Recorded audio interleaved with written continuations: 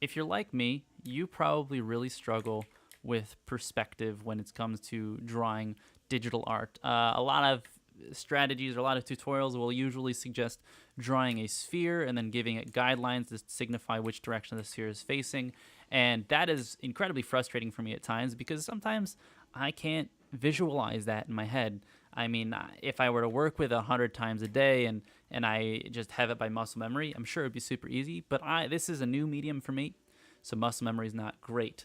But there are tools in Clip Studio Paint Pro and Photoshop, or even just in real life, if you're drawing on a pen and paper, that you can use to kind of visualize this properly and make sure you're getting it perfectly. So let's go ahead and let's just talk about an example here. And if you don't know what I'm talking about, typically when you're drawing art, you want to draw a sphere or something that is simple, maybe a cube or a square or something like that. But we're talking specifically about spheres.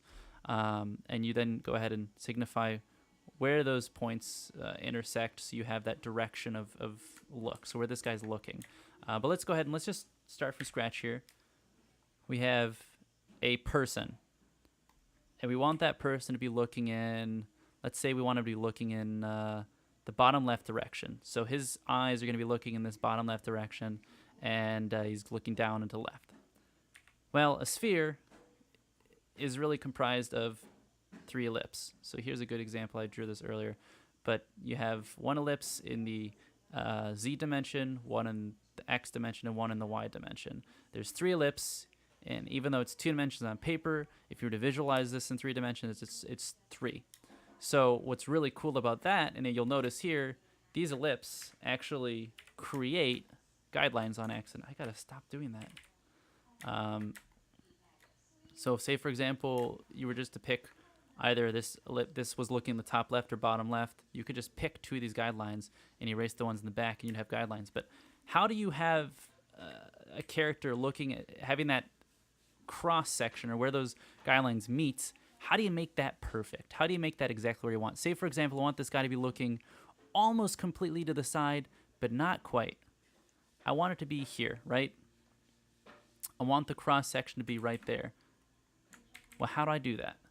In Clip Studio Paint Pro or in Photoshop or in real life, you can use the ellipse tool. If you press U, or in Photoshop, I don't know what it is off the top of my head, but you go to the figure tool, you choose ellipse. If you remember, a sphere is comprised of an x-axis, a y-axis, and a z-axis, which is the one going into the screen. Well, you can use that to your advantage when drawing ellipse because you have the center of a sphere right here, or the center of the side of a sphere and the center of the side of the sphere on both of those axes. If you draw an ellipse, distance from that center, and you just hold down and draw your ellipse out, that ellipse is almost going to intersect if I draw it perfectly, it will. But I can't draw an ellipse perfectly, apparently. But if you take over the distance from that center of the sphere, and you just start out on the corner, and you just draw it out, I'm just going to angle it slightly to have it intersect. You will get it to intersect one direction, and the same thing for the y-axis. If I do the exact same thing. That was bad. Okay, let's try one more time. Good God. Close enough. And now I have my 3 ellipses comprising my sphere.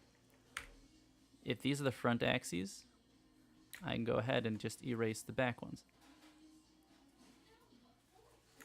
And then I will end up with my guidelines. And that should be it. And then you have a sphere pointed in that direction, almost to the side, but not quite. And you have guidelines that you can now work with. So if you're drawing a character, you can then draw the eyes, put some eyebrows on there, a nose, a mouth, an ear, some hair. We're going to call him Billy. But that's how you would do it. Now, if you're a proficient artist, unlike me, you might have this by muscle memory and you wouldn't need to do this. But if you're still new and you don't have that muscle memory built and you're getting kind of frustrated not knowing where these guidelines go, you can go ahead and do this. And then once you're done with that, you can go ahead and just create a new layer and then draw on top of that layer. Goodness gracious. I need to stop rotating my canvas. And then once you've got your baseline down, you can go ahead and draw on top of your layer with a different color to actually create your art. So there you go. Hopefully that was helpful. Hopefully it wasn't too long, but I really, this is helpful for me to discover, and I hope it's helpful to you. So thanks, guys. See you later.